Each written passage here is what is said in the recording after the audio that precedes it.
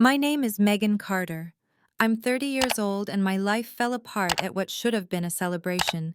It happened at my dad's 60th birthday party, a night filled with clinking glasses, laughter, and family gathered around one long table. For a brief moment, everything felt warm, ordinary, safe.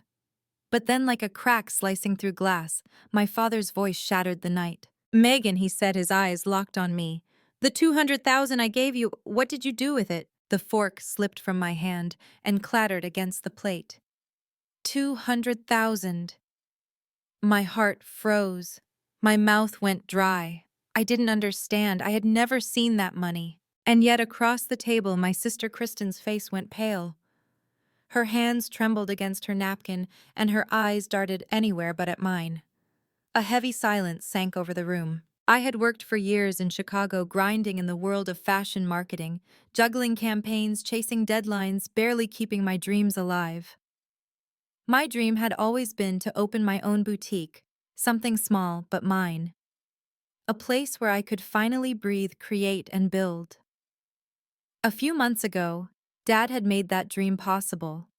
He wired me $800,000, no strings attached, telling me it was my chance to finally build the life I wanted. That gift had left me stunned, speechless, grateful.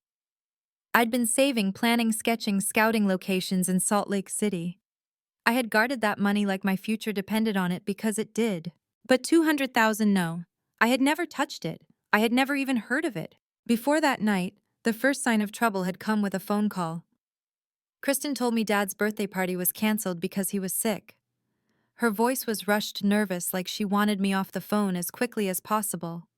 I remember pressing her, asking if he was okay, but she brushed me off. Something in her tone unsettled me. I almost stayed in Chicago, but my gut wouldn't let me. Dad's 60th was too important to just cancel, especially without a word from him directly. So I booked a last-minute flight, tucked the engraved watch I had bought him into my bag, and flew back to Utah. When I arrived in Sugar House, cars lined the street. Lights spilled out of the windows, laughter floated through the air. The party wasn't canceled. Kristen had lied. I walked inside, heart racing.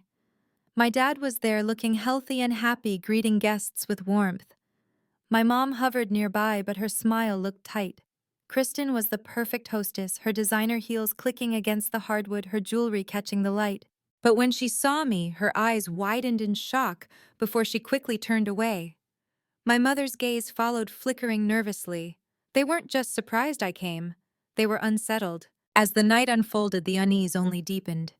Aunt Ellen, my father's sister, and the only one I truly trusted in that house, leaned in and whispered that Kristen had been spending recklessly, designer bags, trips abroad, thousands dropped in boutiques like it was nothing. Her words stuck to me like a thorn. I remembered the vague transfer notification I had noticed in my bank account weeks earlier, one I hadn't recognized. Could it be connected? But I pushed it aside, tried to focus on celebrating Dad. Until he asked me the question that stopped the world. "The 200,000 I sent you, Megan. What did you do with it?" I stared at him, my voice cracking. "Dad, I don't know anything about 200,000. The air thickened. All eyes turned to me. Kristen jumped in, her voice too fast, too high-pitched. She probably just forgot Dad. You know how busy she is. But her face was pale. Her hands twisted together like she was hiding something. Dad's voice cut through hers, sharp as a blade. "Kristen," I asked Megan. My pulse hammered in my ears. I told him again I never received that money. I had only the 800,000 for my boutique. That was it. His jaw tightened, and then he turned on Kristen. "And you, Kristen, what did you do with yours?" The color drained from her face. Her lips moved, but no sound came out.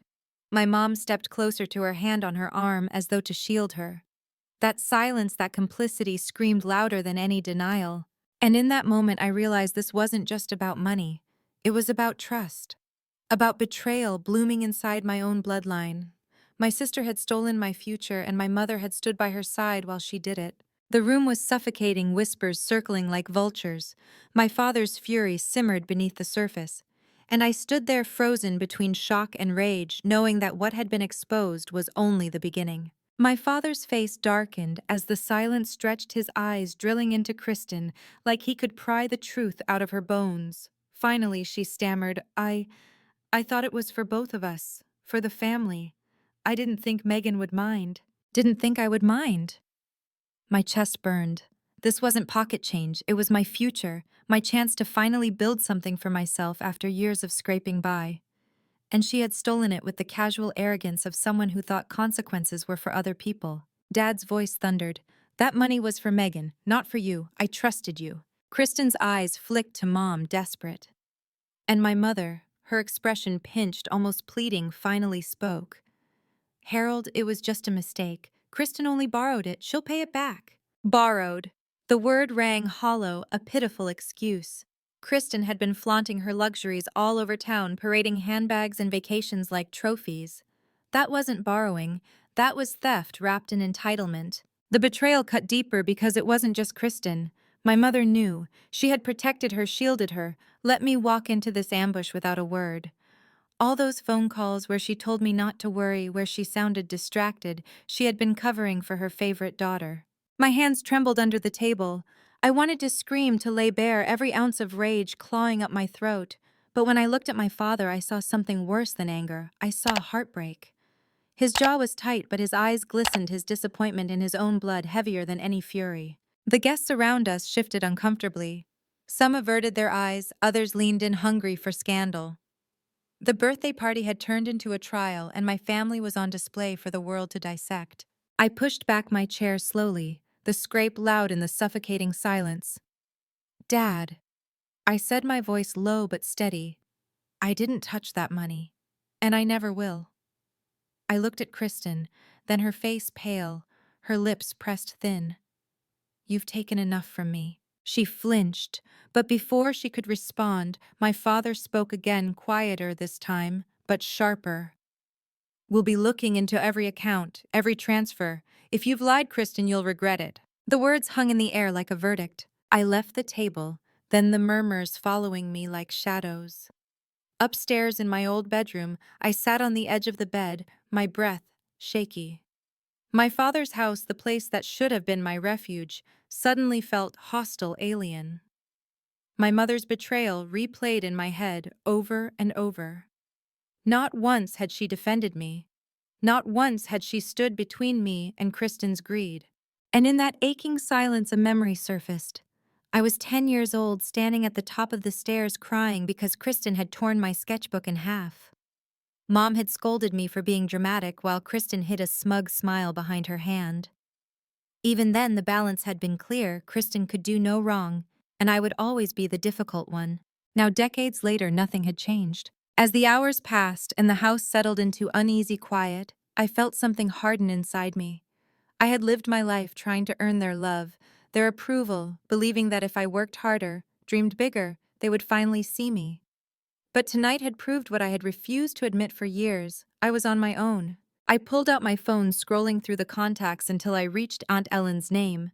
She had always been the one who saw me, who slipped me $20 bills for art supplies, who told me to chase my dreams when no one else believed in them. If there was anyone I could trust now, it was her. When she answered, her voice was gentle. Megan, honey, are you okay? The tears finally came, hot and unrelenting. No, I whispered, but I will be. And as I said it, I realized it was true. I would not let Kristen's betrayal or my mother's silence or even my father's heartbreak define me. I would find the truth, and I would make them face it, even if it meant tearing down the fragile walls of family once and for all. Aunt Ellen's voice was like a balm, but also a spark. Megan, listen to me, she said firmly. I've suspected something like this for a long time. Kristen's spending has been outrageous, and your mother, well, she's always turned a blind eye, but your father doesn't. If he's finally asking questions, it means he's ready to see the truth. Don't back down now. Her words steadied me. For years, I'd been gaslit into thinking I was overreacting, too sensitive, ungrateful. But here was someone who saw what I saw, someone validating that I wasn't crazy for feeling betrayed. The next morning, Dad asked me to meet him in his study. His birthday balloons still drooped in the living room. The leftover cake sat untouched, but the house felt heavy, like it was mourning something. When I walked in, he was sitting behind his desk, papers scattered, his reading glasses in hand. Sit down, Megan, he said. His voice wasn't angry. It was weary, like the weight of betrayal had settled on his shoulders overnight. I checked the accounts. You're telling the truth.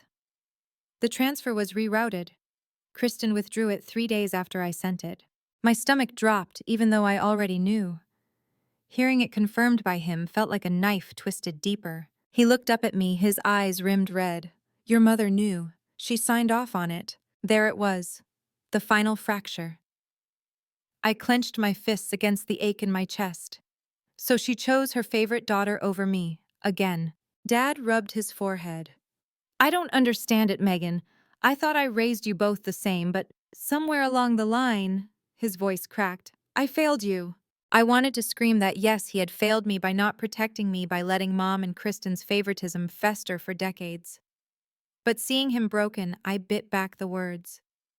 He was finally seeing what I had always known, and part of me pitied him for the blindness that had cost us both so much. What are you going to do? I asked. His jaw tightened. I'm freezing Kristen's accounts. She'll return every cent or she won't see another dime from me. As for your mother, we'll have words. For a moment I thought that was it, that justice was finally in motion. But deep down I knew Kristen wouldn't give up so easily. She had lived her entire life cushioned by indulgence, her mistakes erased by my mother's desperate protection. She wouldn't just surrender. I was right. 2 days later, Kristen stormed into my Chicago apartment unannounced, her heels clicking on the hardwood like gunshots. She looked thinner, paler, her glamorous veneer cracking. What did you tell Dad? She demanded, her voice sharp, trembling. I crossed my arms. The truth. Something you should try for once. Her eyes flared with rage. Do you have any idea what you've done? He's cut me off. I can't even access my own accounts. Do you know how humiliating that is? I laughed bitterly. Humiliating? Try being accused of stealing money you never saw. Try being erased by your own family while they protect the golden child. That's humiliation, Kristen. Her mask slipped then, and for a flicker of a second I saw fear in her eyes. He'll forgive me, she said, but her voice wavered. He always does. Not this time, I whispered. She stepped closer, her perfume cloying, her tone low and venomous. You think you've won, but you haven't. You've just started a war you can't finish. Her words echoed long after she left, slamming the door so hard the frames rattled. And in that silence I realized something. She was right. This wasn't over. This wasn't just about money anymore. It was about truth. About years of being dismissed, erased, betrayed. And now that my father finally knew, now that Kristen was cornered, the cracks in my family were going to widen until the entire facade came crashing down. And I would be ready. The weeks that followed were like living inside a storm. Every day brought another clash, another revelation, another fracture in the fragile foundation of our family. My father kept his word. Kristen's accounts were frozen. The credit cards she flaunted, the endless shopping sprees, the luxury she bathed in, they all vanished overnight. And for the first time in her life, my sister was forced to confront a world where she didn't have unlimited safety nets. But instead of admitting her fault, she doubled down.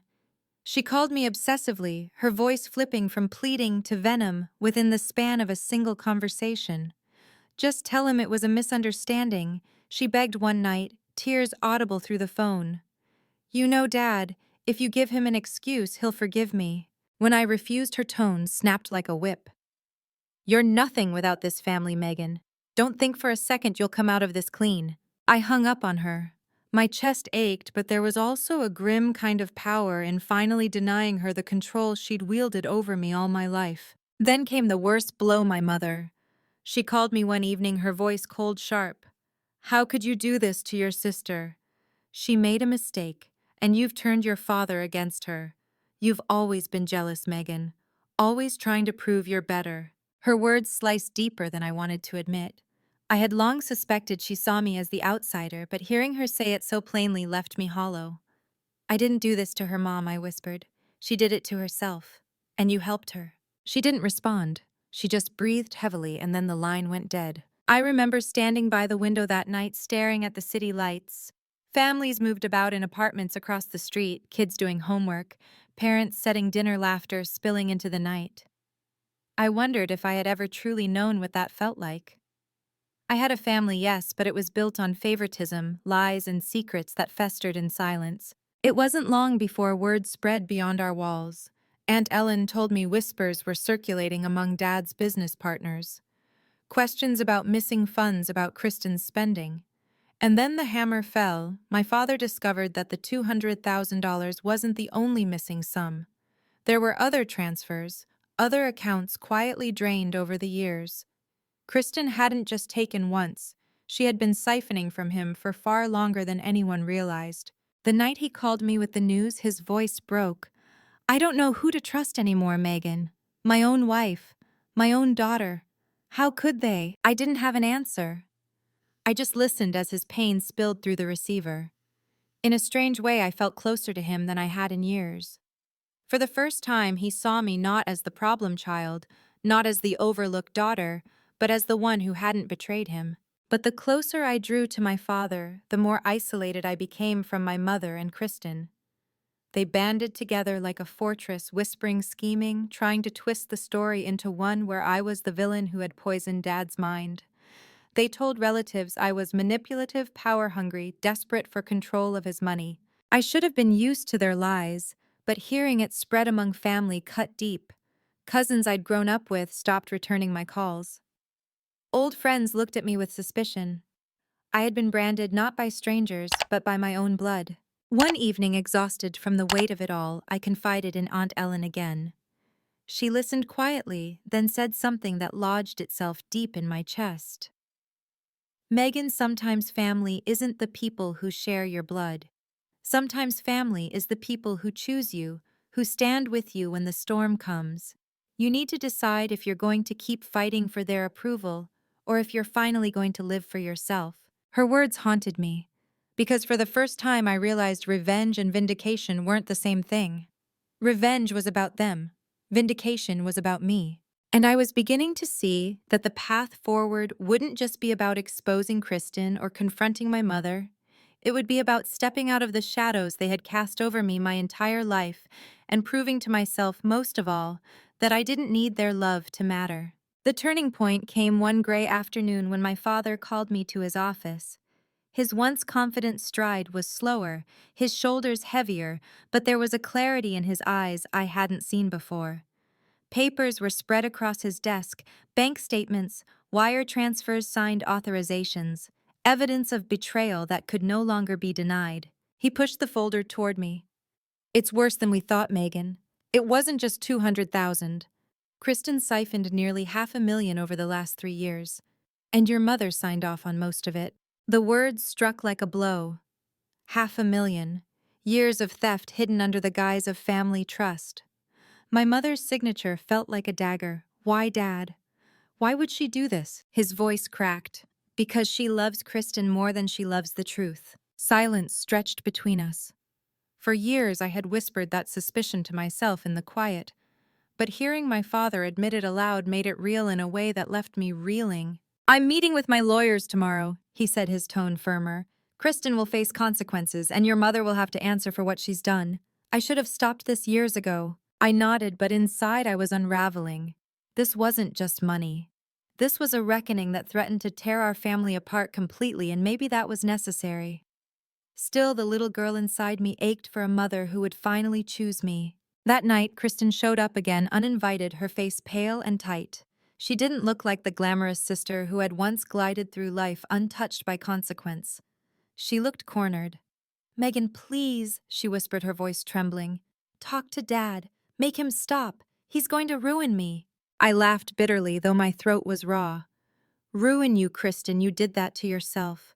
You stole from him. You lied to me, and you let Mom cover for you. I can't save you from that." Her eyes filled with tears, but behind them was the same entitlement I'd seen since childhood, the belief that someone would always clean up her mess. "We're sisters," she pleaded. "You can't just watch me drown." I looked at her for a long moment. Memories flashing her hand, ripping my sketchbook as a child. Her smug smile when she got what I was denied, her pale face at Dad's birthday, when her lies first cracked open. My heart was heavy, but my voice was steady. "I'm not watching you drown, Kristen.